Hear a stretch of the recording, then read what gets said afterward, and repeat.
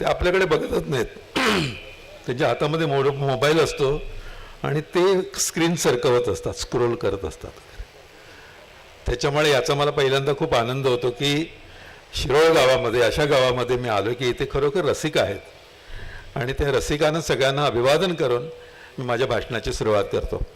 खरं तर फार मी बोलणार नाही, कारण खूप छान असं भाषण मडके सरांचं झालेलं आहे. त्यांनी खूप छान प्रबोधन केलेलं आहे. अनेक गोष्टी ज्या मला सांगायच्या होत्या त्या त्यांनी सांगितलेल्या आहेत. विशेषतः भाषा कशी पसरवावी, मराठी भाषा कशी टिकवावी, साहित्य कसं प्रसवावं, साहित्य म्हणजे काय, या अनेक गोष्टी त्यांनी अत्यंत छानपणे विशद करून सांगितल्या. ते डॉक्टर असल्यामुळे सगळ्या गोष्टीचं चांगलं डिसेक्शन करू शकतात आणि तो एक गुणच आहे. खरं तर अत्यंत शांतपणे, संयतपणे लोकांच्या मनामध्ये ती गोष्ट रुजवणं ही खूप मोठी कला आहे असं मला वाटतं. आणि खरं तर आता मी नेहमी ह्या गोष्टीचे क्लास घेत असतो की बोलताना स्पीड तुमचा किती पाहिजे. सुरुवातीला तुम्ही जे उद्बोधन करता, पहिल्यांदा बोलता, त्याचा स्वर काय पाहिजे. म्हणजे नमस्कार मंडळी असा एक स्वर असतो, नमस्कार मंडळी असा एक स्वर असतो, आणि मग खूपच गर्दी असली की असं नमस्कार मंडळी असं करून एक भाषणाची सुरुवात करतात. ते स्केल कसं असतं इथून आम्ही शिकवतो सगळ्यांना की कुठल्या स्पीडमध्ये बोलायला पाहिजे. खूप शांतपणे, अलगदपणे काही गोष्टी बोलायच्या असतात, खूप जोरात काही गोष्टी बोलायच्या वगैरे. म्हणजे आईची कविता म्हणताना तुम्ही अत्यंत तरल होता आणि त्याच्यासाठी फार जोराने बोलायची गरज नसते. मुलगा म्हणाला आईला दिव्याची वात जरा मोठी कर. मुलगा म्हणाला आईला दिव्याची वात जरा मोठी कर, मला वाचता येत नाही. वडील म्हणाले वात जरा कमी कर, मला झोप लागत नाही. मुलगा म्हणाला आईला दिव्याची वात जरा मोठी कर, मला वाचता येत नाही. वडील म्हणाले वात जरा कमी कर, मला झोप लागत नाही. रात्रभर बिचारी दिव्याची वात कमी जास्त करत राहिली. रात्रभर बिचारी दिव्याची वात कमी जास्त करत राहिली. आयुष्यभर दोघांमध्ये वातीसारखी जळत राहिली. आयुष्यभर दोघांमध्ये वातीसारखी जळत राहिली. आता हे म्हणताना मला फार मोठा आवाज काढायची गरज नाही. किंवा एखादी प्रेमाची कविता असते ती त्याच तरल स्वरामध्ये बोलावी लागते. अनेक वेळा मी सांगतो सगळ्यांना की आमच्या पुशिरेग्यांची एक कविता आहे की वेगळ्याच आभाळाला या चांदण्या लटकलेल्या आहेत. वेगळ्याच आभाळाला या चांदण्या लटकलेल्या आहेत. पूर्वी असे नव्हते. पूर्वी एक एक मोजताना मी तुझ्या डोळ्यापासूनच सुरुवात केली होती. पूर्वी एक एक मोजताना मी तुझ्या डोळ्यापासूनच सुरुवात केली होती आणि तू फुलं जी उधळलीस रानभोर त्याच्याही झाल्या मग चांदण्या आणि तुझ्या मिटलेल्या डोळ्यांच्या पापण्यांवर मी मोजायचं थांबलो होतो. इतक्या साध्या साध्या पद्धतीनं हे सगळं साध्या पद्धतीनं असं बोलता येतं. आणि एखादा पाडगावकरांचा विचार असला तर पाडगावकरांच्या स्टाईलमध्ये तो सांगावा लागतो. म्हणजे पाडगावकर एका ठिकाणी म्हणतात, ते मला नेहमी सांगावं असं वाटतं कार्यक्रमाच्या सुरुवातीला. पाडगावकर एका ठिकाणी असं म्हणतात की मी जे सगळं सांगतो आहे ते उगाचच लोकांना काहीतरी देवाची प्रार्थना करतो असं वाटतंय. मी देवाची प्रार्थना नाही करत, मी माझ्या पुढ्यात जमलेल्या सगळ्या लोकांची प्रार्थना करतोय. कारण हे मला ऐकणार आहेत, हे माझं ऐकून घरी घेऊन जाणार आहेत. त्याच्यामुळं हेच माझ्या दृष्टीने देव आहेत आणि माझी जी सगळी पूजा आहे या माणसांची पूजा आहे. अशा पद्धतीनं ते म्हणतात की गर्दीत माणसांच्या माणूस शोधतो मी, कोलाहलात साऱ्या माणूस शोधतो मी. आणि म्हणून ते सांगताना काय म्हणतात, वर्णन करताना, शुभ्र तुरे माळून आल्या निळ्या निळ्या लाटा, रान फुले लेवून सजल्या या हिरव्या वाटा. शुभ्र तुरे माळून आल्या निळ्या निळ्या लाटा, रान फुले लेवून सजल्या या हिरव्या वाटा. या सुंदर यात्रेसाठी, या सुंदर यात्रेसाठी मला जाऊ दे रे तुझे गीत गाण्यासाठी. सूर लावू दे रे तुझे गीत गाण्यासाठी. तुझे गीत गाण्यासाठी, तुझे गीत गाण्यासाठी. ते तुझे गीत गाण्यासाठी असं म्हणताना फार कन्फ्युजन होतं लोकांना वाटतं की देवाचं म्हणतायत ते तुमच्याबद्दल म्हणत असतं, की तुमचं गाणं मला म्हणायचं आहे. आपलं गाणं आपल्याला पटलं पाहिजे, आपलं गाणं आपण मनापासून म्हटलं पाहिजे, फांदीतून तसं पान फुटलं पाहिजे असं सांगणारे पाडगावकर हे आपल्या सगळ्यांच्या जगण्याविषयी बोलत असतात. जगणे व्हावे गाणे अशा पद्धतीनं ते गाण्याचं वर्णन करत असतात. त्याच्यामुळे त्यांच्या गाण्यामध्ये तुझे तुझे असं जे येते ते तुझे म्हणजे देवाचे नाही, ते तुझे म्हणजे तुमचे आहे, रसिकांचे आहे. आणि आपली परंपरा इतकी मोठी आहे. आपले ज्ञानोबा श्रीमंत मायबाप असं म्हणून सुरुवात करायची त्यांच्या प्रवचनाची. माझे श्रीमंत माहेर आहे म्हणून रसिकानं श्रीमंत माहेर म्हणायचे, बालगंधर्व श्रीमंत मायबाप म्हणायचे रसिकानं. आणि अशा पद्धतीनं आपल्या सगळ्या संस्कृतीची सुरुवात जर का झाली असेल तर त्याला अभिजात दर्जा देणारे बाकीचे कोण? आपणच अभिजात आहोत. आणि हे आपल्याला माहीत आहे. कोणीतरी नुसता शिक्का मारला म्हणून अभिजात आम्ही झालेलो नाहोत. आम्ही अभिजात आहोतच, अभिजात होतोच आम्ही. हे फक्त लोकांना सांगण्यासाठी एक सरकारी काहीतरी गोष्ट झाली आणि आपण अभिजात झालो वगैरे. पण मला प्रत्येक वेळी वाटतं, ज्ञानोबांचा एखादा अभंग असतो, मग अशी म्हटलं की दाद दिल्यावर फार छान वाटतं लोकांना ऐकावं असं वाटतं. ज्ञानोबांनी किती छान सांगितलेलं आहे की फुले वेचिता बहरू कळी असे आला. तुम्ही जशी जशी फुलं वेचता ना तसा तसा बहर कळ्यांना येतो. तुम्ही आमचं खूप छान गाणं ऐकलं, खूप दाद दिली छान, की आम्हाला आणखीन चांगलं गावं असं वाटतं, आणखीन आमचा सूर खुलतो. तुम्ही जर का गप्प बसून ऐकत राहिलात तर आम्हाला काही कळत नाही, पण तुम्ही टाळ्या वाजून कौतुक केलं की आम्हाला फार बरं वाटतं. त्या टाळ्या म्हणजे आमचं स्वागत असतं, आमचं टॉनिक असतं. त्याच्यामुळे प्रत्येक वेळी मी नेहमी सांगत असतो की टाळ्या नावाची गोष्ट अशी सतत अधूनमधून वाजत राहिली पाहिजे की ज्याच्यामुळे आम्हाला पण बरं वाटेल, तुम्हालाही बरं वाटेल. केवळ टाळ्या वाजवल्यामुळे आम्हाला बरं वाटतं असं नाही, टाळ्या वाजवल्यावर तुम्हाला पण बरं वाटेल. कारण दाद देताना तुमचं हृदय ज्या पद्धतीने ओपन होतं ते सगळ्यात महत्त्वाचं असतं. आपल्याकडे फार कमी आहे, मराठी लोकांमध्ये फार कमी आहे दाद देणं नावाची गोष्ट. म्हणजे मनात दाद नसते असं नाही, दाद असते, पण द्यायची एक प्रवृत्ती असते किंवा द्यायची एक स्टाईल असते ना. आपल्याला थँक्यू पटकन म्हणता येत नाही, आपल्याला सॉरी पटकन म्हणता येत नाही, म्हणायचं नसतं असं नाही. पण किती गोड वाटतं ना की कोणाला तुम्ही, आता मी मगाशी शाल जेव्हा घातली या सगळ्या पुरस्कार तेव्हा नुसतं एक शब्द की अभिनंदन तुझं, अशीच पुढे जा, हे एक वाक्य सुद्धा त्यांच्यासाठी फार असतं. शाल देणं हा एक व्यवहार झाला, पण माझे शब्द हा त्या सगळ्या शालीवरचा आणखीन एक पुष्पहार झाला. तो दिल्याशिवाय मला समाधान होत नाही. तर हे सगळं शिकणं म्हणजे साहित्य असं मला वाटतं. साहित्याने काय शिकवलं आपल्याला? साहित्याने साने गुरुजी दिले, साहित्याने बहिणाबाई दिल्या, साहित्याने इंदिरा संत दिल्या, साहित्याने सुरेश भट दिले, साहित्याने पाडगावकर दिले, करंदीकर दिले, इतकी लोक दिले. साहित्याने आचार्य यात्रे पण दिले. एका बाजूला खूप छान गंभीर असं चाललेलं असतं मराठी साहित्यामध्ये की नवलाख तळपती दीप विजेचे तेथ, उतरली तारका दळे जणू नगरात, परिस्मरते आणि करते व्याकुळ केव्हा त्या माझ घरातील मंद दिव्याची वात. असं एका बाजूला आपले कुसुमाग्रज सांगत असतात, तर दुसऱ्या बाजूला देणाऱ्याने देत जावे, घेणाऱ्याने घेत जावे, एक दिवस घेता घेता देणाऱ्याचे हात घ्यावे, असं आमचे करंदीकर सांगत असतात.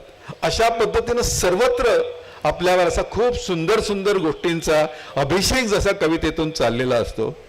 आणि हे सगळं यासाठी की आपण एरवी राबतो, काम करतो, कष्ट करतो, पण ह्या कष्टाला खूप छान असा अर्थ कधी येतो.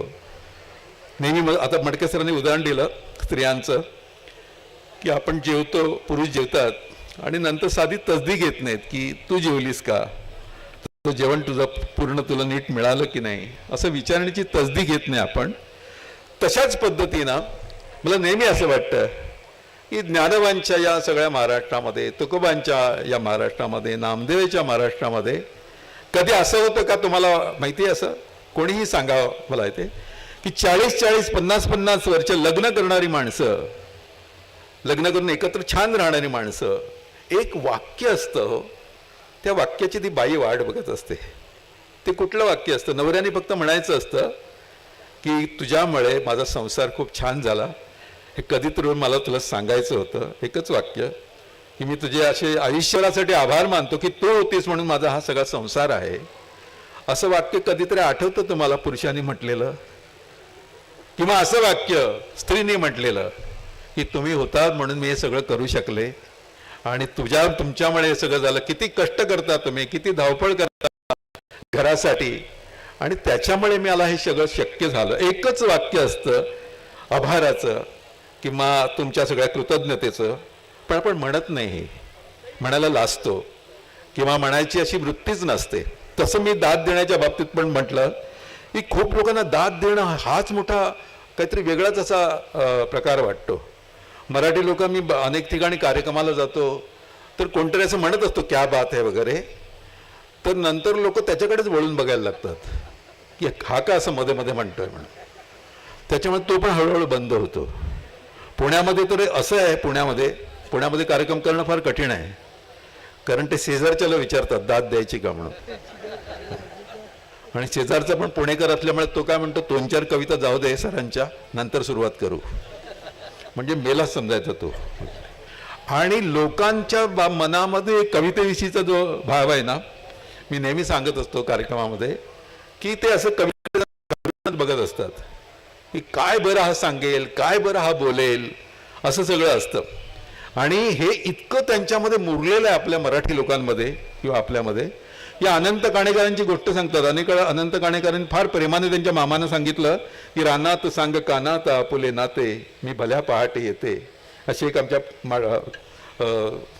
माडगुळकरांची कविता आहे. रानात सांग कानात आपुले नाते, मी भल्या पहाटे येते, पाण्यात भावना हलते, हळूहळू कमलनी फुलते, रानात सांग कानात आपुले नाते.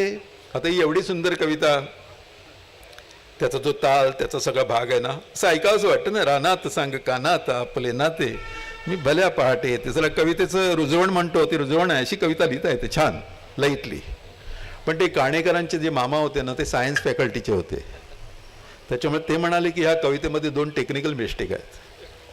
भाषा बघा, काय टेक्निकल मिस्टेक आहेत. ते म्हणले रानात जायचं तर कानात कशाला सांगायचं, आणि भल्या पहाटे रानात लोक वेगळ्याच कामासाठी जातात. म्हणजे सांगणारा खलासच झाला पाहिजे वगैरे. एका ठिकाणी मी आमच्या फमो शिंद्यांची कविता म्हटली, खूप आवडते कविता म्हणायला, मराठीतल्या खूप ग्रेट कवितांपैकी आहे. आई एक नाव असतं, घरातल्या घरात गजबजलेलं गाव असतं.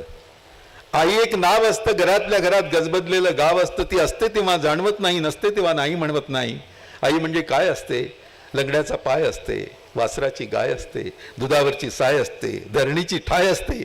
आई असते जन्माची शिदोरी, जी सरतही नाही आणि उरतही नाही, जी सरतही नाही आणि उरतही नाही. आता तुम्ही टाळ्या वाजवल्यात, कौतुक वाटलं मला, आणि आईचं असं कौतुक झालेलं आपल्याला कधीही आवडतंच बघा. पण एक मुलगा मला हा कार्यक्रम झाल्यावर भेटला, म्हणाला सर तुम्ही ते मगाशी कविता म्हटलीत तर मला जरा प्रॉब्लेम. म्हटलं काय, तुम्ही म्हटलं ना आई एक गाव असतं, तर म्हटलं हो, ती फमो शिंद्यांची कल्पना आहे का आई एक गाव असतं. तर तो मला म्हणाला आई जर का गाव असतं तर आजी काय तालुका असते का म्हणाला. म्हटलं इथे भेटलं, नंतर भेटू नको मला. काही कोणाच्या मनात येतं आणि तुम्हाला असं सांगणं एवढं कठीण होऊन जातं, विशेषतः कविता म्हणणं इतकं कठीण होऊन जातं.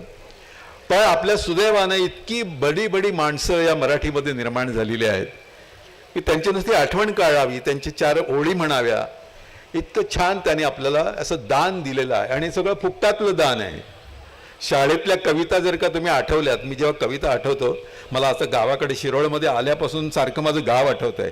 माझं अलिबागच्या एका छोट्याशा गावामध्ये असंच शिक्षण झालं. खरं तर शिरोळ त्याहीपेक्षा मोठं आहे गाव, माझं अगदी छोटं गाव होतं.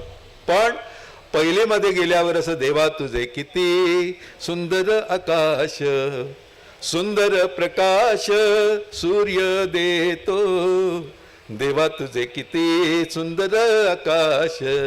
दुसरीमध्ये गेल्यावर उठा उठा चिवताई, सारीकडे उजाडले डोळे तरी मिटलेले अजूनही अजूनही अजूनही. तिसरीमध्ये गेल्यावर लाडकी बाहुली होती माझी एक, मिळणार कधी ना शोधून दुसऱ्या लाख, किती गोरे गोरे गाल गुलाबची गहिरे, हसती केसते सुंदर काळे कुरळे. चौथीत गेल्यावर खबरदार जर टाच मारून झालं पुढे चिंदड्या, ये वड्या कुण्या गावाचे पाटील आम्ही कुठे झाला असे शिवही ओलांडून तीरसे हा मर्द मराठ्याचा मी बच्चा असे हे हाडही माझे लेचे पेचे नसे या नसा नसातून हिम्मत वाजी वसे खबरदार जरटा मारुनी जाल पुढे धड्या वडविंद राई राई ये वड्या. मग साबीत गेल्यावर एक कविता होती. तर आमच्या साबीतल्या मुली म्हणजे किती असणार ना छोट्या, पण त्या सुद्धा ॲडव्हान्समध्ये रडून घ्यायच्या. ॲडव्हान्समध्ये कसं की त्यांना असं वाटायचं की लग्न झालं आपली काय स्थिती होईल ती त्या कवितेत आहे. कुठली कविता होती?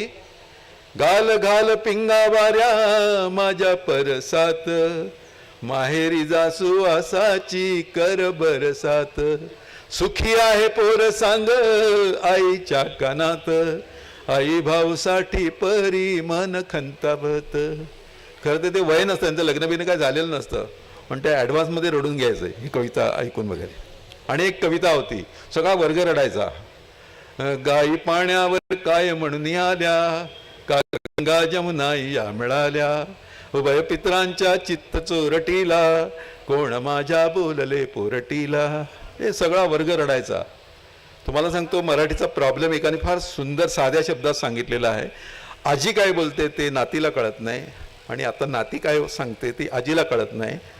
इतका साधा प्रॉब्लेम आहे, कारण आजीचं माध्यम वेगळं आणि नातीचं मीडियम वेगळं, असा तो फरक झालेला आहे. पण मला खूप बरं वाटतं जेव्हा आम्ही अशा गावामध्ये येतो तेव्हा की सगळं जुनं आपलं जे संचित आहे ना ते सगळ्यांनी मनात जपून ठेवलेलं आहे. मी कधी कधी ह्या कविता म्हणायला लागलो ना की माझ्या अगोदर लोकच म्हणायला लागतात कविता, इतक्या लोकांच्या पाठ झालेल्या आहेत. म्हणजे आजीच्या जवळी घड्याळ कसल्या आहे चमत्कारिक शरा आला तो आला धावून काळ किंवा क्षणोक्षणी पडे ओढे वरे वडे उडे बापडी चुके पथई घेऊन क्षणिक दृष्टीला झापडी. सगळ्या कविता इतक्या मस्त आणि इतका सुंदर सिलेबस होता की मुलं त्यात खरोखर तसा इंटरेस्ट घ्यायची.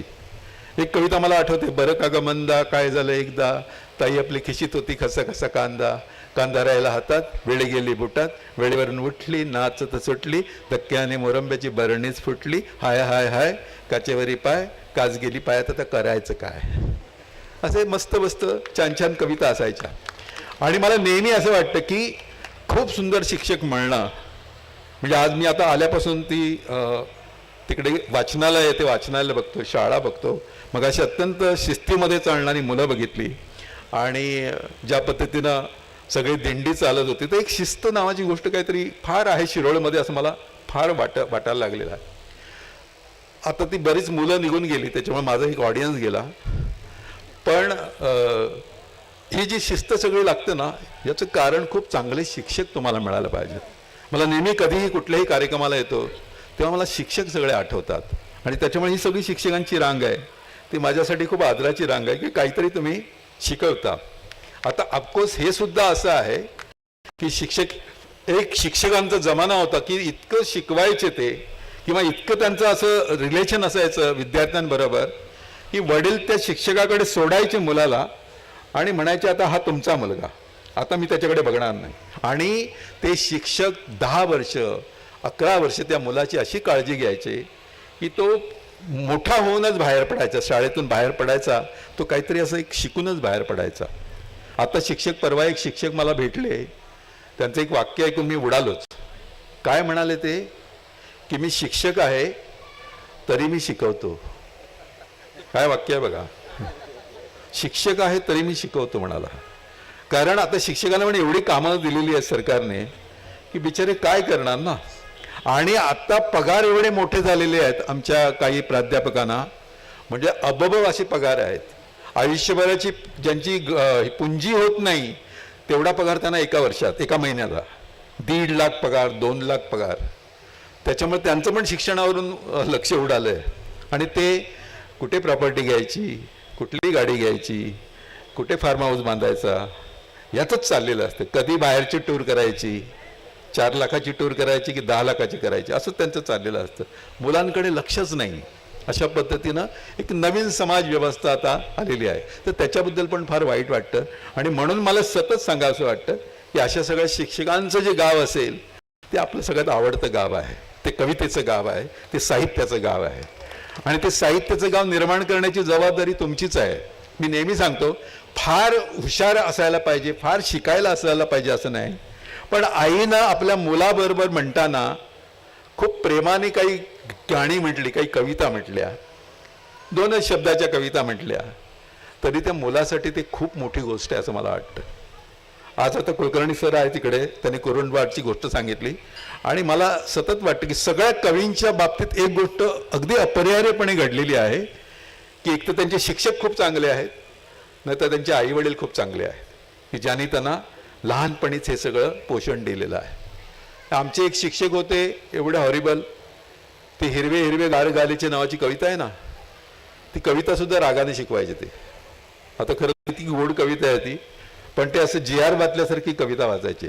हिरवे हिरवे गार गालीचे, ती पिकं वर्गातच पिवळी पडायची आमच्या. असे एक शिक्षक होते. आणि दुसरे घाल घाल खबरदार जर टाच मारून झालं पुढे चिंदड्या, खरं तर असं जोसातलं गाणं आहे ना ते, खबरदार जर टाच मारून झालं पुढे चिंदड्या, वडील राई राई एवढ्या. तर ते पेटी घेऊन यायचे आणि अगदी रसाळपणे असं खबरदार जर टाच मारुनी. आमचा मुलगा म्हणाला वर्गातला एक, हो सर तुम्हाला एवढी तलवार दिली, त्यांनी भेंडीची भाजी काय कापताय तुम्ही. जशी कविता असतं तशी ती म्हणायला पाहिजे ना तुम्ही. तुम्ही असे काहीतरी जोरदार असतं ते अगदी मळमळीत म्हणणार, जे मळमळीत आहे ते जोरदार म्हणणार. अनेक लोकांना हे सगळं सांगावं लागतं की जसा भाव तसे तुमचे कवितेतले हावभाव पाहिजेत. तर हे सगळं एका बाजूला, आणि हे सगळं यासाठी मला सांगावं लागतं किंवा सांगावची गरज नाही की हे सगळं आपल्याला इतकं असं परंपरेनं मिळालेलं आहे की पाडगावकर म्हटलं की त्यांचा आवाज आपल्याला ऐकू येतो. तुम्हाला फार वेगळं काही करावं लागत नाही, बघावं लागत नाही, कारण पाडगावकर असं जोर देऊन सगळ्या गोष्टी सांगत होते आपल्याला अनेक वर्ष. गाय जवळ येते नि वासरू लुचू लागतं, आपण गावं लागलं की गाणं सुचू लागतं ना. प्रेम म्हणजे प्रेम म्हणजे प्रेम असतं, तुमचं आणि आमचं अगदी सेम असतं. मराठीत इश्क म्हणून प्रेम करता येतं, उर्दूमध्ये इश्क म्हणून प्रेम करता येतं, व्याकरणात चुकला तरी प्रेम करता येतं, कॉन्व्हेंटमध्ये शिकला तरी प्रेम करता येतं. लव हे त्याचं दुसरं नेम असतं. प्रेम म्हणजे प्रेम म्हणजे प्रेम असतं, तुमचं आणि आमचं अगदी सेम असतं. एक ते पाडगावकरांचं झालं. मग आमचे करंदीकर, ते करंदीकर प्रेमकविता फार सुंदर लिहायचे, पण म्हणताना फार असं तुसड्यासारखं म्हणायचे. मला माहित नाही काय त्यांची गडबड होती, ती फार उत्तम लिहायचे प्रेमकविता. म्हणताना असं सारे तिचेच होते सारे तिच्याचसाठी, सारे तिचेच होते सारे तिच्याचसाठी, हे चंद्र सूर्य तारे होते तिच्याच पाठी. आम्ही त्यात होतो खोटे कशाचं बोला, आम्हीही त्यात होतो खोटे कशाचं बोला, याचीच ही कपाळी बारीक एक आठी, सारे तिचेच होते सारे तिच्याचसाठी. असा एक काहीतरी तुसडेपणाचा स्वर होता. तर आमचे विठ्ठल वाघ एवढी कधी कधी जोसात कविता म्हणतात की ते काय म्हणतात ते ऐकू येत नाही, कळत नाही. ते एकतर विदर्भातला जोसदार त्यांचा आवाज, उत्तम कविता गाऊन म्हणतात, उत्तम आवाज लाभला. विदर्भातले लोक थोडेसे आक्रमकच आहेत, तुम्हाला माहिती आहे ना. आक्रमक लोक म्हणजे विदर्भ. ते बाकी सगळं झालं तरी त्यांना स्पेशल विदर्भ पाहिजेच आहे. अजून महाराष्ट्रात सगळं महाराष्ट्राचे फायदे बिदे घेतात, सगळा महाराष्ट्र त्यांना हवा असतो, पण परत स्पेशल विदर्भ पाहिजे असतो आतल्या ते. आणि ते विदर्भाचा आवाज असा की आमचे विठ्ठल वाघ जेव्हा कविता म्हणतात तेव्हा कधी कधी काय बोलतात ते कळत नाही, नुसतं कानाला सूर लागतो तो. मी 2 ओळी म्हणतो, तुम्ही ओळखून दाखवा काय आहे ते. विठ्ठल वाघ. आरा कसा सोम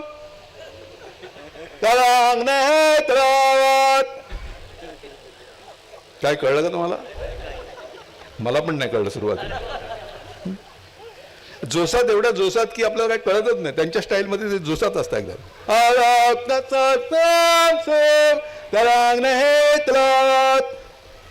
एकदम सोपं खरं असतं ते.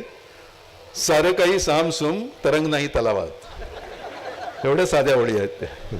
पण त्याची जी स्टाईलच अशी आहे की ते जे काय मातीत मातीत तिफनचा येते, काय मातीत मातीत तिफनचा येते, तिपनचा येते मी पणचा येते. एवढ्या जोरात त्यांचं सगळं चाललेलं असतं. तिसरे आमचे हे नायगावकर, ते नायगावकर तर गेल्या वर्षी येऊन गेले. ते ते सुंदर सुरुवात चांगलं बोलतात एकदम. फार बरं वाटलं, शिरोळ गावात आलो, इकडचं सगळं वातावरण बघून मला फार आनंद झाला आणि किती छान तुम्ही ऐकता वगैरे. आणि मग कविता म्हणायला सुरुवात केली की एकदम आवाज बदलतो त्यांचा. एवढ्या दुपारी एवढी सगळी माणसं कविता ऐकायला बसलीत याची मोठी गंमतच वाटते. मी कार्यक्रम का करतो? कारण घरी माझं कोणीच ऐकत नाही. मी म्हणालो बायकोला आजपासून प्रेस येतो, ती म्हणाली यापुढे चोरून भेटू. काय त्यांच्या डोक्यात येईल ना काय सांगतात येत नाही. आणि स्टाईल पण अशी त्यांची की नेहमी असं ते, आणि भावकवितेची फार टिंगल करत असतात. अशीच कविता सगळी लिहितात ते आणि आमची फार टिंगल करतात. त्यांना किती भावकविता जमते, हे कशी गाऊन कविता म्हणतात वगैरे सांगत असतात. तर त्यांना म्हणून मी कोकणात घेऊन गेलो होतो. म्हटलं नायगावकर जरा कोकणात या, जरा हिरवगार बघा आणि लिहा काहीतरी चांगलं, असं हिरवगार गालीचे टाईप लिहा काहीतरी गोड. तर ते कोकणात गेल्यावर सुद्धा मला विचारतात कुठे आहे निसर्ग म्हणून. हो म्हटलं कमाल आहे तुमची, एवढा सगळा निसर्ग दिसतोय, असं शिरोळ गावात शिरल्यावर कळतं दोन्ही बाजूला असं हिरवीगार शेतं आणि निसर्ग दिसत नाही तुम्हाला, काय प्रॉब्लेम काय? कोकणात गेल्यावर विचारलं त्यांना मी, काय निसर्ग का दिसत नाही?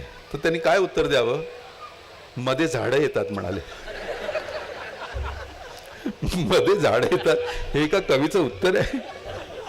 आणि त्याच्यामुळे याचा परिणाम म्हणून त्यांच्या कविता वृक्ष आणि काहीतरी वेगळ्याच. मुंबईवर कविता लिहिली त्यांनी, तर कशावर लिहावी कविता? मुंबईवर खूप सुंदर समुद्रकिनारा आहे, मुंबईला उत्तम बिल्डिंग्स आहेत, इमारती आहेत, मनोरे आहेत, खूप सुधारणा झालेली आहे आणि बाकी सगळं आनंदी आनंदवना भुवन असं मुंबईचं एक वर्णन करतात. त्यांनी कविता कशावर लिहावी? सकाळी जे रेल्वे रुळावर जातात ना, हा विषय शोधून काढला. रेल्वे रुळावर जातात सकाळी ते, तो पण मुंबईचा प्रॉब्लेम आहे मोठा, पण त्याच्यावर कविता लिहावी वाटली त्यांना. आणि काय लिहिली कविता? विक्रोळीच्या संपतला मी म्हटलं तू रुळावर काय शी करतोस. विक्रोळीच्या संपतला मी म्हटलं तू रुळावर काय शी करतोस, किती मोठी माणसं जातात त्या रुळावरून, तू संस्कृतीवर अशी घाण काय उडवतोस. संपत म्हणाला साहेब शी काय म्हणता, सरळ हगाय बसतो म्हणाना. संपत म्हणाला साहेब शी काय म्हणता, सरळ हगाय बसतो म्हणाना. त्यामुळे किती मराठी वाटतं, कोटा साफ झाल्यासारखं वाटतं. संपत म्हणाला कोटा साफ झाल्यासारखं वाटतं. मी संपतला म्हटलं दादर सारख्या ठिकाणी किती छान सुलभ शौचालय झालीत, तिकडे जावे, सुसंस्कृत माणसासारखे राहावे. मग मी संपत आणि त्यांच्या कुटुंबियांना सुलभ शौचालयाचा वार्षिक पास काढून दिला. संपत आणि त्यांच्या कुटुंबियांना सुलभ शौचालयाचा वार्षिक पास काढून दिला. आता संपत आणि त्यांचे कुटुंबीय गाडीने दादरला जातात. संपत आणि त्यांचे कुटुंबीय गाडीने दादरला जातात आणि रात्री झोपताना संपत मनात म्हणतो, आईला सरकारने जगायची नाही पण हागायची तर सोय केली. काय त्यांच्या मनात येईल, काय ते लिहितील याचा नेम नाही. अशा पद्धतीचं त्यांचं सगळं लिखाण चाललेलं आहे. आमचे महेश कळसकर नावाचे कोकणातले कवी आहेत. आता इथून कोकण जवळ आहे त्याच्यामुळे तुम्हाला मालवणी थोडीशी समजत असेल, तशी सोपीच आहे मालवणी वगैरे. आपण घोडा म्हणतो तर ते घोडो म्हणतात. घोडा धावतो, घोडो धावता, असं हे धावतावरची जी मात्रा आहे ना ती घोड्यावर आणतात. ते एक मात्रा फुकट घालतात. तर त्यांची कविता काय प्रेमाची कविता आहे, पांदीतली कविता. पांदीतली कविता आपल्याकडे पांदळ नसते ना, गावाकडे कोकणात पांदी म्हणतात त्याला किंवा पान्नी म्हणतात. हे कविता म्हणतात एवढं त्यांच्या अंगात येतं ना. पान्नीन भेटलंस अंगात खेटलंस, पान्नीन भेटलंस अंगात खेटलंस काळोख किनाट, हातात हात धरलंस अकस्मात झालं झिंझिनाट. पान्नीन भेटलंस अंगात खेटलंस काळोख किनाट, हातात हात धरलंस अकस्मात झालं झिंझिनाट. पतेरो साळसाळ पायाबुडी, पुरसा मारित होता मनातोडी, चलता चलता तू कुजबुजलंस हीच माझ्या घराची जवळची वाट. हातात हात धरलंस अकस्मात झालं झिंझिनाट. काय बोलत होतो नि खै चालत होतो कुणास ठाऊक, काय बोलत होतो नि खै चालत होतो कुणास ठाऊक. तुझ्या वाटेर पिकल्या आंब्या फणसांचं नुसतो घमघमाट. हातात हात धरलंस अकस्मात झालं झिंझिनाट. लांबसून बॅटरी येऊक लागली जवळ. काही लोकांना संध्याकाळी जाता येत नाही, ते रात्री बॅटरी घेऊन जातात. लांबसून बॅटरी येऊक लागली जवळ. वडलंच माझा काळी धाडधाड धाडधाड, माझा काळी धाडधाड धाडधाड, तुझा मात्र धाडच मनाट. हातात हात धरलंस अकस्मात झालं झिंझिनाट. आणि शेवटी तो असं म्हणतो की तुझ्या मागसून खूप जणा भेटली, तुझ्या मागसून खूप जणा भेटली, अंगात खेटली पण नाही पटली. तुझ्या मागसून खूप जणा भेटली, अंगात खेटली पण नाही पटली. माझ्या कानात तुझ्या काकणांचं तो पहिलं वैलो किनकिनाट. हातात हात धरलंस अकस्मात झालं छिंजिनाट. पाणीन भेटलंस अंगात खेटलंस काळू किनाट. हातात हात धरलंस अकस्मात झालं छिंजिनाट, झालं छिंजिनाट. तर ते त्यांच्या कोकणातली अशी स्टाईल वगैरे. आणि माझं खरं तर कौतुक केलं पाहिजे ही कविता मी म्हणतो याच्यासाठी, कारण केळुसकर जेव्हा ही कविता म्हणतात त्यावेळेस झालं छिंजिनाट म्हणून पहिलं तांब्या पाडतात, ठेवलेला टेबलावर ठेवलेला तांब्या पाडतात. कवी संमेलन असलं 3-4 कविना पाडतात, झालं छिंजिनाट. एवढं त्यांच्या असं अंगात येतं. तर अशा अंगात येणारे बरेच त्यांच्या ते सगळ्या स्टाईल आहेत ना, म्हणजे मराठी असं मला वाटतं. कोकणातली मालवणी, विदर्भातली वैदर्भी. म्हणजे सुरेश भट जेव्हा कविता म्हणतात तेव्हा असा सगळा सभागृह असं दंडाणून जातं. इतकेच मला जाताना सरणावर कळले होते, मरणाने केली सुटका जगण्याने छळले होते. हे आपल्याला सगळ्यांना माहिती आहे समजा ही कविता. पण जेव्हा सुरेश भट म्हणतात तेव्हा त्यांचा जो सगळा लहजा आहे त्या लहजाने सगळं वातावरण बदलून टाकतात. कसे म्हणायचे सुरेश भट? इतकेच मला जाताना सरणावर कळले होते, इतकेच मला जाताना सरणावर कळले होते, मरणाने केली सुटका जगण्याने छळले होते.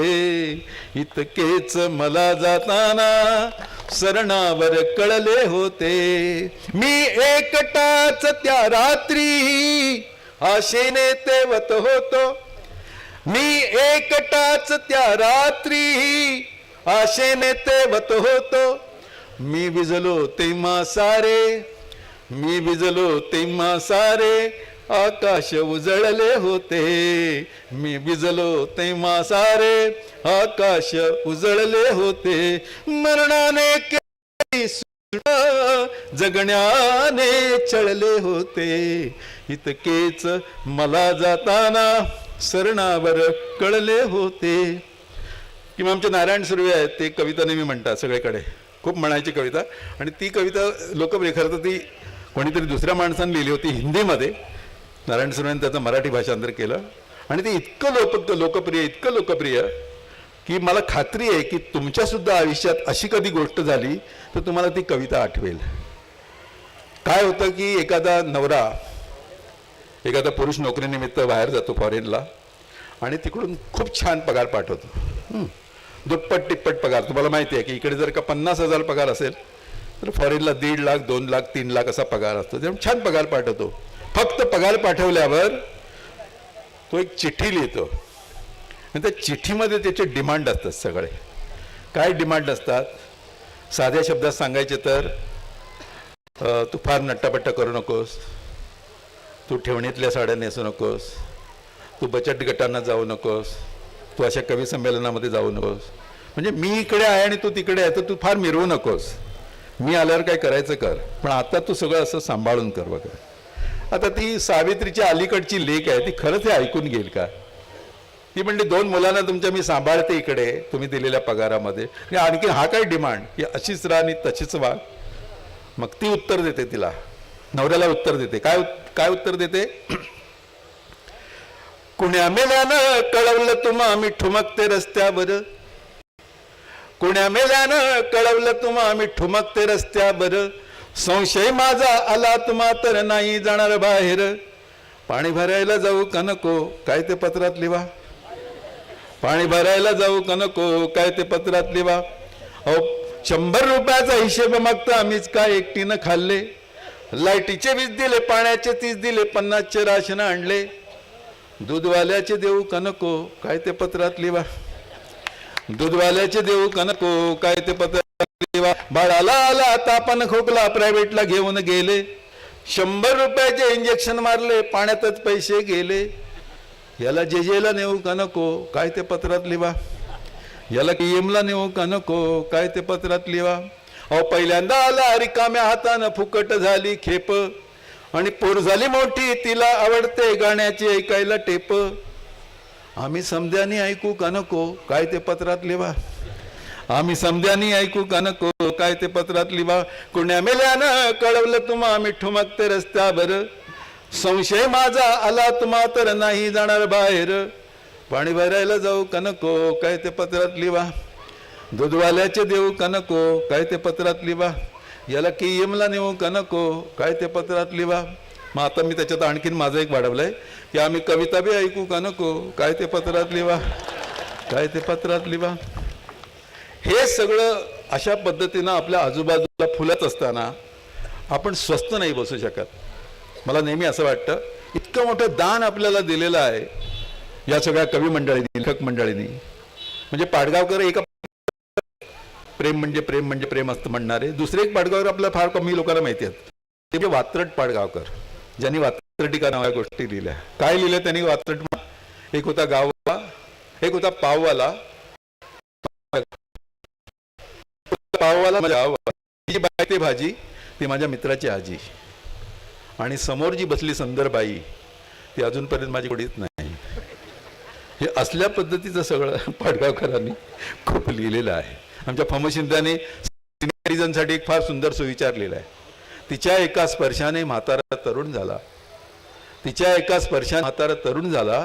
काठाकाठानं होईना पण समुद्र फिरून आला. असं त्यांच्यावर लिहिलेलं आहे. आमच्या तरुणपणी आमच्या भाऊसाहेब पाटणकरांनी एका ठिकाणी असं लिहिलं आहे की तिरप्या तिच्या नजरेवरी बेहद्द झालो खुश मी. तिरप्या नजरेवरी बेहद्द झालो खुश मी. हायण कळले मला ती ऐसेच बघते नेहमी. अशी लोकांची, काही लोकांची अशी पण ट्रॅजेडी होते. आणि मुली तर का आता अलीकडे विचारूच नका, इतक्या जोरदार मुली. परवा एका लग्नाला मी गेलो, फार सुंदर लग्न असं गाव जेवण असतं. जेवण 10 प्रकारचं जेवण, इतकं जोरदार जेवण की असे गाव झाले. 2 महिन्याने मी तिच्याकडे गेलो तर ती आपली बसली होती ओटीवर. म्हटलं काय झालं काय एवढं मोठं लग्न तुझं, आता चेहरा बसली. तर तिने मला बघून एकदम गळाच काढला. काय म्हणाली? देवादारी झाला कशाचा गुन्हा ग, देवादारी झाला कशाचा गुन्हा ग, मी नवीन नवरी नवरा माझा जुना ग. अशा पद्धतीनं आता मुली पण सांगायला लागल्या जोरदारपणे. हे सगळं कुठे कुठे तुमच्या आजूबाजूला सगळं असतं. खूप उत्तम कविता आहे बाजूला. पुरे झाले चंद्र सूर्य, पुरे झाल्या तारा, पुरे झाले नदी नाले, पुरे झाला वारा, मोरासारखा छाती काढून उभा राहा, जळासारखा नजरेत नजर बांधून पहा, सांग तिला तुझ्या मिठी स्वर्ग आहे सारा, पुरे झाले चंद्र सूर्य, पुरे झाल्या तारा. असं एका बाजूला कुसुमाग्रज सांगत असतात. किंवा ओळखलत का सर मला पावसात आला कोणी, कपडे होते करदमलेले केसावरती पाणी, क्षणभर बसला नंतर हसला बुल्लावरती पाहून, गंगामाई पाहुणे आली गेली घरट्यात राहून, माहेर वाशिण पुरी नाचली, मोकळ्या हाती जाईल कशी बायको मात्र वाचली, चूल विजली भिंत खचली होते नव्हते गेले, प्रसाद म्हणून पापड्यांमध्ये पाणी तेवढे ठेवले, प्रसाद म्हणून पापड्यांमध्ये पाणी तेवढे ठेवले, कारभारणीला घेऊन सगळे सर आता लढतो आहे, पडकी भिंत बांधतो आहे, चिखलगाळ काढतो आहे. खिशाकडे हात जाताच हसत हसत उठला, खिशाकडे हात जाताच हसत हसत उठला, पैसे नको सर जरा एकटेपणा वाटला, पैसे नको सर जरा एकटेपणा वाटला, कारण मोडून पडला संसार तरी मोडला नाही कणा, मोडून पडला संसार तरी मोडला नाही कणा, पाठीवरती हात ठेवून फक्त लढ म्हणा, पाठीवरती हात ठेवून फक्त लढ म्हणा. हे एका बाजूला आपले कुसुमाग्रज सांगत असतात. तर दुसऱ्या बाजूला मी एक मंगळवेढ्याचे कवी आहेत, त्यांनी आपली प्रेमाची ट्रॅजेडी लिहिलेली आहे. काय ट्रॅजेडी लिहिलेली आहे प्रेमाची? मी त्याला म्हटलं अहो काय काका एकदम दुःखी चेहरा बसलात तुम्ही, काय झालं काय? एवढं तुमचं शेत पिकलेलं आहे, यावर्षी 2 मुलं तुमची इंजिनियर झाली, त्यांच्या बायका प्राध्यापिका झाल्या, 4-4 पगार येतात घरात, 2 गाड्या आहेत घरासमोर, आता दुःख कसलं तुम्हाला? ते म्हणले ह्याच्याशी काही संबंध नाही, माझं दुःख वेगळं आहे, मला SSCला माझं ट्रॅजेडी झाली आहे. म्हटलं SSCला ट्रॅजेडी झाली म्हणजे नंतर काहीतरी खास असणार म्हणते. हे नाही खासच होतं ते. मला म्हटलं सांग, मी म्हटलं सांगा काय ट्रॅजेडी झाली. तर त्यांनी ती ट्रॅजेडी मला म्हणून दाखवली. काय ट्रॅजेडी?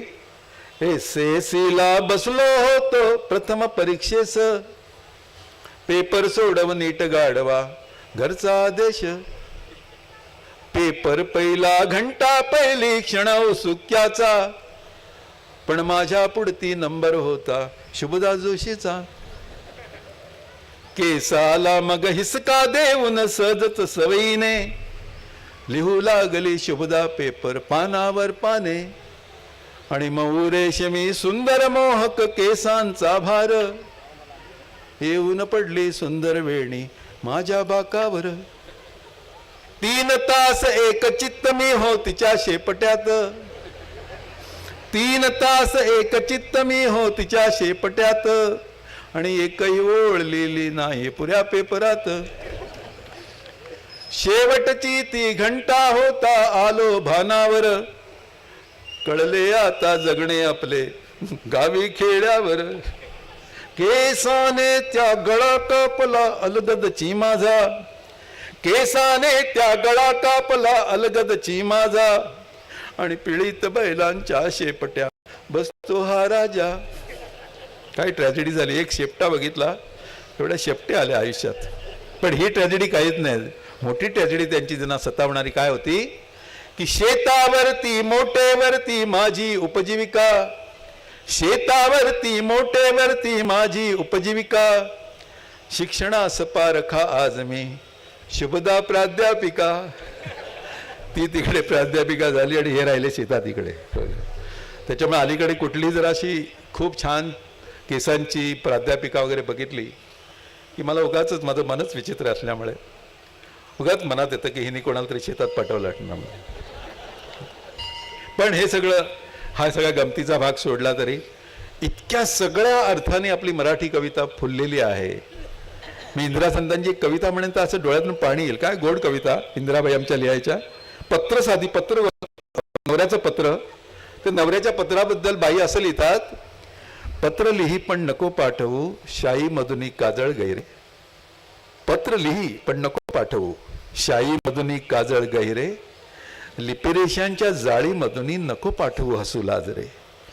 लिपिरेशांच्या जाळीमधून नको पाठवू हसू लाजरे, चढण लाडकी भुवईवरची नको पाठवू वेलांटी तुला.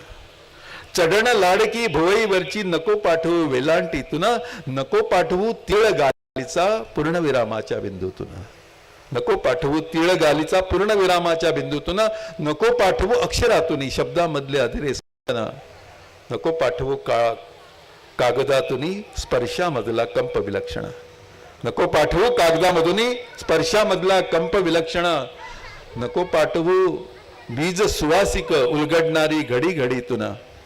नको पाठवू असे कितीदा सांगितले मी तू हट्टीपणा. पाठवशी ते सगळे सगळे पहिल्या ओळीमध्येच मिळते. पाठवशी ते सगळे सगळे पहिल्या ओळीमध्येच मिळते. पत्रच त्यानंतरचे मग वाचायाचे राहून जाते. पत्रच त्यानंतरचे मग वाचायाचे राहून जाते. इतक्या सुंदर तरल अशा कविता सगळ्या लिहिल्या. शंकर वैद्य सरांची एक आठवण येते. त्यांची फक्त 4 ओळींची कविता मी सांगतो तुम्हाला. आम्हाला ज्यावर भाष्य करणं कठीण आहे ते भाष्य शंकर वैद्य 4 ओळीतून करतात. त्या 4 ओळी अशा आहेत की मी मावळताना सूर्य पाहिला होता, मी मावळताना चंद्र देखिला होता, मी मावळताना सूर्य पाहिला होता, मी मावळताना चंद्र देखिला होता. त्या दिवशी घडले विपरीत क्षितिजावरती, मी मावळताना देश पाहिला होता, मी मावळताना देश पाहिला होता. तर हे सगळं अनेक पद्धतीनं तुमच्या अवतीभोवती कवितेमध्ये सगळं असतं. कविता नावाची गोष्ट आहे आणि त्यातून आपण सगळे शिकलेलो आहोत. एका बाजूला खूप सुंदर कविता, खूप गोड कविता, दुसऱ्या बाजूला आचार्य अत्र्यांसारखा अत्यंत विनोदी माणूस. त्यांनी आपल्याला विनोद नावाची गोष्ट शिकवली. पहिल्याच भाषणामध्ये खरं तर अत्रे काय फार विनोदी नव्हते, पण पहिल्याच भाषणाला ते गेले आणि काहीतरी निवेदन करताना ते एवढे घाबरले. ते घाबरून म्हणाले की सभ्यग्रस्त हो. तर लोक, एक जण वात्रट होता, तो म्हणाला काय हो. अत्रेंना ताबडतोब काहीतरी सुचलं. ते म्हणाले तुम्हाला नाही हो. इथून त्यांच्या सगळ्या विनोदाला सुरुवात झाली. आणि मग त्यांची इतकी विनोदविद्या होती. एका भाडेकरू संघाच्या ठिकाणी गेले होते त्यांनी फार विनोदी भाषण केलं. सुरुवातीला ते म्हणले की या भाडेकरू संघाच्या अध्यक्षपदी माझी नेमणूक झाली, याचा मला खूप आनंद झालेला आहे, पण कुठल्या भाड्याच्या डोक्यात ही आयडिया आली हेच मला कळत नाही. काय भाषण करायचे ते. हा, एका ठिकाणी त्यांनी भाषण केलं होतं की गायवाडीत गेले होते, गिरगावमध्ये. गायवाडीत उशीर झाला त्यांना जायला. तर ते म्हणाले की माफ करा मी गायवाडीत उशिरा आलो आहे, पण गायवाडीत वेळेवर जायला मी बैल थोडीच आहे. काय भाषण करायची त्यांची स्टाईलच कशी. कन्नमवार नावाचे मुख्यमंत्री गेले, त्याच्यावर त्यांनी अग्रलेख लिहिला होता. तो आग्रहिक पण असाच. एक तर त्या कन्नबारांना एवढा त्यांनी त्रास दिला होता की त्यांच्या धाकाने ते गेले की काय असं लोक म्हणतात. एवढा त्रास ते मराठ्यामध्ये सारखं त्यांचे कंडमवार लिहायचे, त्यांचं नाव कन्नमवार कधी लिहिलं नाही. आणि शेवटी त्यांनी खूप सुंदर एक अग्रलेख लिहिला दुसऱ्या दिवशी की कन्नमवार फार चांगले होते, स्वभावाने मृदू होते, त्यांना मी खूप त्रास दिला आणि ते सगळ्यांचं ऐकायचे, ते गरिबांचे अमुक होते तमुक होते तमुक होते आणि मी त्यांच्यावर खूप टीका केली कारण ते होतेच तसे. हे त्यांची स्टाईल होती सगळी. तर हे सगळं विनोदाची सगळी जी पेरणी जी आहे ती पेरणी आपल्याकडे या सगळ्या साहित्यिकाने केली. बहिणाबाई सुद्धा आमच्या आचार्य यात्रेने आपल्यापर्यंत आणली आणि मग सगळ्या कविता आणल्या. मी तुम्हाला सांगतो की आमचा जो सगळा भार आहे हा भार सगळा या लोकांच्या खांद्यावर आहे. अनेक कविता ऐकत ऐकत आम्ही मोठे झालेलो आहोत आणि ते सगळं मला असं वाटतं की मी हा सगळा कविता ऐकतो किंवा त्यांच्या स्टाईलमध्ये कविता ऐकतो ते काही त्यांची नक्कल करण्यासाठी नाही, हे सगळं तुमच्यापर्यंत गेलं पाहिजे असं मला वाटतं. अनेक लोकांना माहीतच नसतं काय लिहिलंय या लोकांनी. इतकं ग्रेट लिहिलेलं असतं, कोणालाच माहीत नसतं हे. त्याच्यामुळे कुठेही गेलं की मला सगळा पाढा म्हणावा लागतो आणि सगळं सांगावं लागतं. पण याचा एक आनंद असा असतो की कुठेतरी असं थांबलेलं एक धरण आहे, त्या धरणाचा एक दरवाजा उघडा करून ते पाणी तुमच्यापर्यंत नेणं हे सगळ्यात मोठं काम आहे असं मला वाटतं. त्याच्यामुळे या साहित्य संमेलनाच्या अध्यक्षपदी त्यांनी मला बोलवलं, तुमच्याशी संवाद करायला सांगितला. दगडू माने सरांची सगळी धावपळ चाललेली आहे, याच्यावरून लक्षात आलं की माझं भाषण खूप वाढलेलं आहे, तर मी आता थांबतो. नाही असं नाही, पण मला पण भूक लागलेली आहे आणि मला तरी येतो, मला पण लागलेली आहे. पण शिरोळमध्ये आल्यावर तुम्हाला 2 मी आज सगळं तो फेसबुकवर पाठवून त्याचं म्हणजे शिरोळमध्ये सकाळी असलेलं धुकं धुकं आपल्याला कुठे येत नाही. सगळं धुरकट झालेलं आहे. धुकं नावाची गोष्ट गेलेली आहे, सगळं प्रदूषण, सगळा धुरच दिसतो तिकडे. त्याच्यामुळे धुकं बघायचं असलं तर शिरोळमध्ये या सांगायला पाहिजे धुकं. आणि दुसरं म्हणजे इतक्या सुंदर पद्धतीने ऐकणारी तुमच्यासारखी गोड हृदयाची माणसं. पाडळकरांचंच वाक्य आहे की याची हृदय झाड त्यांनाच फक्त सगळी ही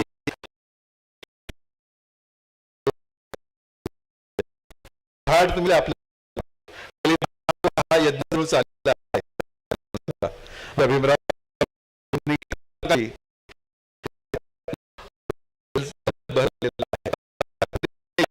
अनेक मोठे त्यांच्या वाणीतून तुम्हाला घरामध्ये जसं तुम्ही फर्निचर खूप घेता ना, एक फ्रीज घेता, मोठा टीव्ही घेता, चांगला फॅन, सगळीकडे फॅन घेता. आता अलीकडे एसी पद्धत आहे, एसी किंवा बेडरूम मध्ये एसी, हे करा तुम्ही. ती गरज आहे, तुमच्या आयुष्याची गरज आहे. पण मनाची गरज म्हणून तुमच्या घरामध्ये कपाट पण असलं असं मला कधी आवर्जून असं वाटतं. एक पुस्तकाचं कपाट ज्याच्यामध्ये कुसुमाग्रज असतील, इंदिरा संत असतील, मर्ढेकर असतील, ज्ञानोबा असतील, तुकोबा असतील, नामदेव असतील, आमची बहिणाबाई असेल, हे सगळं जर का तुमच्याकडे आलं ना की परत मराठीबद्दल कोणी बोलू शकणार नाही. इतकं सगळं धन तुमच्याकडे असेल. आणि मराठीत बोला, तुम्ही मुलांची मराठीत बोला, घरच्यांची मराठीत बोला. ही इतकीच एक गोष्ट तुम्ही करू शकता. अर्थात हे मी आलेले आहेत कार्यक्रमासाठी. खूप उत्तम असा एक कॉलम त्यांचा चाललेला मध्ये, आणि मी मुंबईत असलो तरी तो कॉलम वाचत असतो. काय चाललंय ते त्यांच्यामुळे मला कळतं. जसं अनिल हा माझा इतका जुना मित्र आहे, तुम्हाला माहित नसेल, त्याच्या पहिल्या पुस्तकाचं माझ्या हस्ते झालेलं आहे. आणि असं पण म्हणू शकतो आपण ना की ज्यांच्या हस्ते प्रकाशन होतं ते नंतर पुढे मोठे होतात वगैरे. त्याच्यामुळे जी प्रकाशनं झालीत ते सगळे मोठे होतील. मणगावे आमच्या खूप जुन्या कवयित्री मैत्रिणी आलेल्या आहे, भीमराव आलेला आहे, अनेक लोक आहेत तिकडे. मला असं लिहिली जाते, तर तुम्ही सुद्धा ह्यात थोडा भाग घ्या, किमान ऐकत तरी राहा. तर त्याच्यामुळे ही मराठी पुढे मोठी होणार आहे. आमचे मित्र इथे आहेत की नाही कोणास ठाऊक. भूपेश कुठे आहे का? भूपेश, पण त्याच्याकडे मोबाईल आहे माझा. असो, तर शेवटी मी आता फक्त फार कविता बिविता न म्हणता एक उंच माझा झुकाचं गाणं म्हणतो आणि थांबतो. इकडे सिस्टीमवाले कोण आहेत? भाऊ तुझ्याकडे क्वाड आहे मोबाईलची क्वाड आहे ना? तर हे उंच माझा झोका नावाची जी एक मालिका होती, त्या मालिकेमधलं हे शीर्षक गीत मला लिहायला मिळालं. आणि तुम्हाला सांगतो एक भाग्योदय असतो की तुम्ही आजीबरोबर अनेक वर्ष असता, ती भाकऱ्या करत असताना तिला तुम्ही पाहत असता आणि पण कधीतरी तिच्यासाठी एखादी ओळ लिहावी असं आपल्याला वाटतं की आयुष्यभर तिच्या भाकऱ्या खाल्ल्या मी, तिने असं भाकरीवर तूप वाढलेलं आहे, भाकरीवर दुधाची साय टाकलेली आहे, भाकरीवर मासे टाकलेले आहेत. तर अशा आईसाठी आजीसाठी आपल्याला काहीतरी लिहायला पाहिजे आणि ती संधी मला या मालिकेमुळे मिळाली. मला नेहमी असं वाटतं की लोकांना वाटतं मी रमाबाईवर लिहिलं, रमाबाई रानडेंवर लिहिलं, रमाबाई रानडेंवर लिहिलंच, पण ते लिहिताना मनामध्ये कुठेतरी माझी आजी, कुठेतरी शेतात राबणाऱ्या बायका, कुठेतरी चुलीसमोर रांधणाऱ्या बायका, धुणीबाणी करणाऱ्या बायका, ह्या सगळ्या माझ्या डोळ्यासमोर होत्या. त्याच्यामुळे हे सगळ्यांसाठी असं गीत आहे. एकदा तुम्हाला समजलं की हे गाणं फक्त रमाबाईचं नाही, सगळ्या स्त्रियांचं आहे, तेव्हा त्यातली गंमत तुम्हाला कळेल. ते गाणं मी सादर करतो. ट्रॅकवर म्हणतो गाणं, कारण ट्रॅकवर म्हटल्यावर पटकन संपतं ते, नाही तर बराच वेळ लागतो म्हणायला. 3 मिनटात संपतं ते. आणि सगळ्यात महत्त्वाचं म्हणजे हे ट्रॅकवर आपल्याला म्हणता येतं, हे लोकांना दाखवता येतं. मला पूर्वी हे ट्रॅकवर गाणं फार कठीण होतं. आमच्या डोंबिवलीमध्ये एका मुलीला प्रॅक्टिसला म्हणून म्हटलं उद्या ट्रॅकवर गायचं आहे. तिचे वडील फार भडकले, आमच्या मुलीला तुम्ही ट्रॅकवर काय घेऊन जाता म्हणून. त्यांना वाटलं रेल्वेचा ट्रॅक वगैरे. तर ते गीत तुमच्या सादर करतो. बापरे,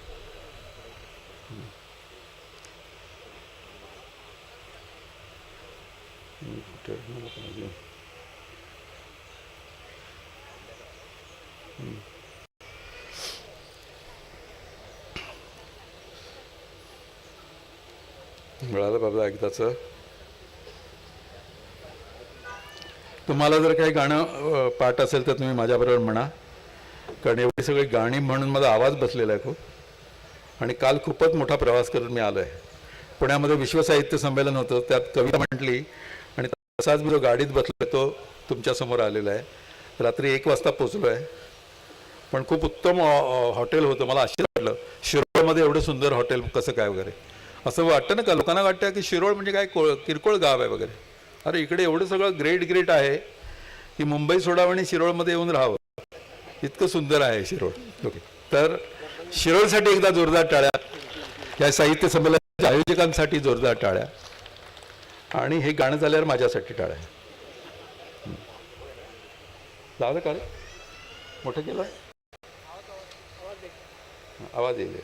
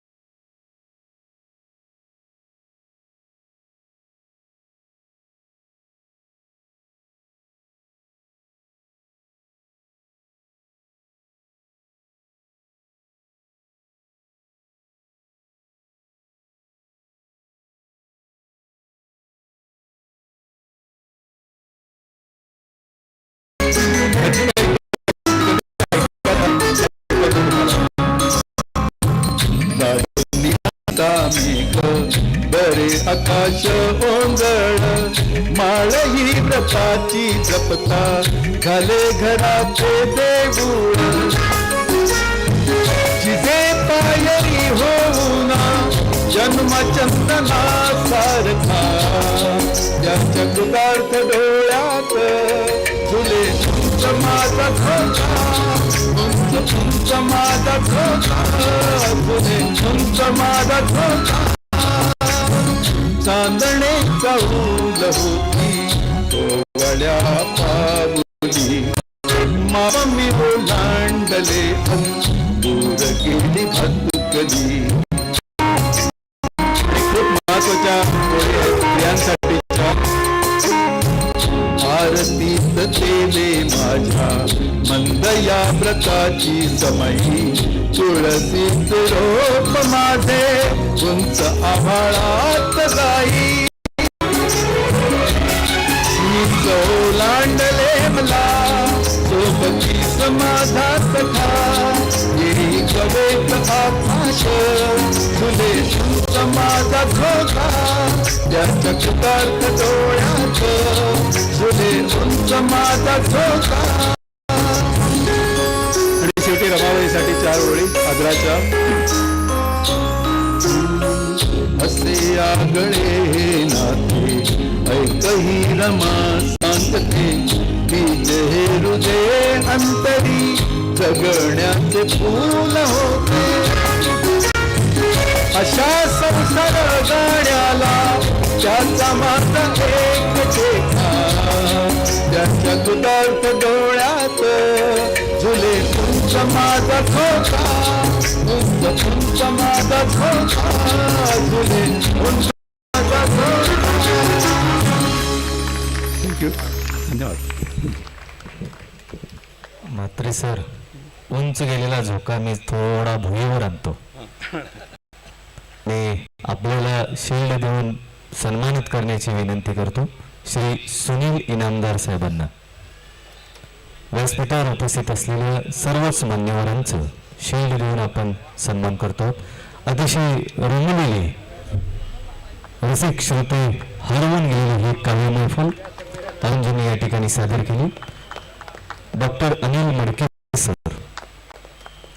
बैठक. मी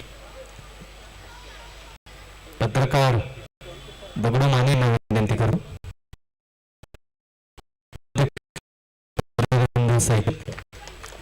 या आपल्या